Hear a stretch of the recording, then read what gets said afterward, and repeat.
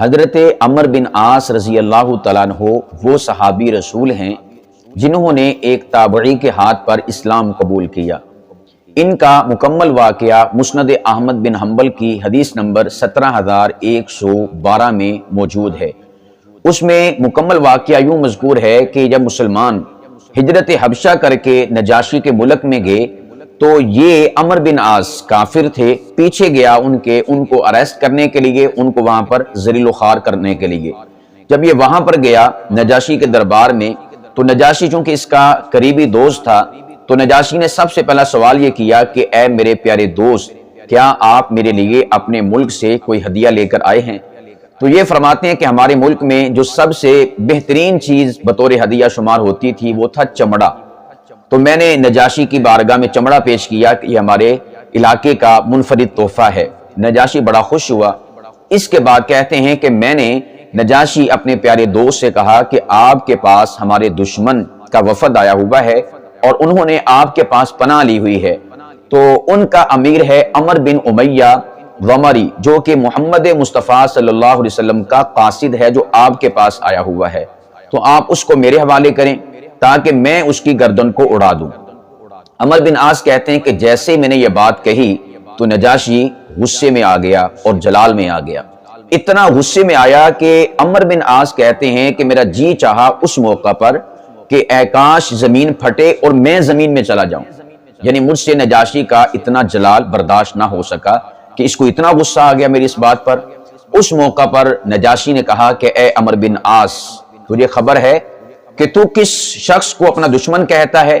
وہ شخص کے جس کی بارگاہ اقدس میں اور جس کی ذات بابرکت پر وہ فرشتہ وحی لے کر آتا ہے جو حضرت موسیٰ علیہ السلام پر وحی لے کر آتا تھا۔ تو میں تجھے مشورہ دیتا ہوں کہ تو اس شخص سے ٹکر نہ لے بلکہ کلمہ پڑھ کر اس کی اتباع اور پیروی میں اپنے آپ کو دے دے، اس کا فالورز بن جا، اس کی اطاعت اور فرما برداری کو اپنی زندگی کا شعار سمجھ لے۔ تو اسی موقع پر عمر بن عاص کہتے ہیں کہ میں نے نجاشی سے کہا کہ چلو پھر آپ ایسا کریں کہ اس شخص یعنی محمد مصطفیٰ صلی اللہ علیہ وسلم جو کہ اللہ کے نبی ہیں، ان کی جانب سے تو مجھے کلمہ پڑھا کر مسلمان کر دے۔ تو نجاشی نے اسی موقع پر ہاتھ بڑھا کر عمر بن عاص نے نجاشی جو کہ مسلمان تھا اس کے ہاتھ میں ہاتھ دیا اور کلمہ پڑھ کر مسلمان ہو گئے۔ اور پھر اس کے بعد جو ہے یہ نبی پاک علیہ السلام کی بارگاہ اقدس میں آئے تو اسی موقع پر راستے میں خالد بن ولید سے ملاقات ہوئی۔ تو خالد بن ولید نے کہا کہ میں نبی پاک کے پاس اسلام قبول کرنے کے لیے جا رہا ہوں۔ تو انہوں نے کہا کہ میں بھی اسلام قبول کر چکا ہوں نجاشی کے دربار میں، اب میں بھی تیرے ساتھ جا کر نبی پاک کے ہاتھ پر اسلام قبول کرتا ہوں۔ پھر حضرت خالد بن ولید پہنچے اور پیچھے عمر بن عاص گئے۔ تو پہلے خالد بن ولید نے اسلام قبول کیا اللہ کے نبی کے ہاتھ پر، اور اس کے بعد حضرت عمر بن عاص رضی اللہ تعالیٰ عنہ نے نبی پاک کے مبارک ہاتھوں پر ہاتھ رکھ کر اسلام کو قبول فرما لیا۔ اب دیکھیں یہاں پر یہ جو دوسرا موقع ہے عمر بن عاص کا نبی پاک کے ہاتھ پر اسلام قبول کرنا، اس کو تجدید ایمان کہیں گے، اس لیے کہ ایمان اور اسلام تو وہ پہلے نجاشی کے ہاتھ پر قبول کر چکے تھے۔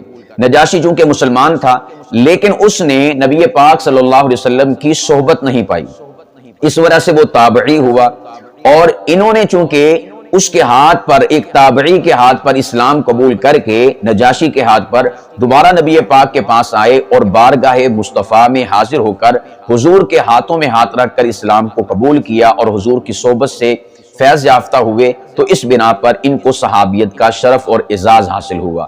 نجاشی تابعی رہا اور یہ جو ہیں نبی پاک کی بارگاہ میں آ کر صحابی بن گئے۔ تو اس طرح یہ وہ صحابی ہوئے جنہوں نے تابعی ہاتھ پر اسلام قبول کیا اور اس کے بعد پھر نبی پاک کی خدمت عالیہ میں آ کر یہ صحابی رسول کا شرف حاصل کرنے والے صحابی بنے۔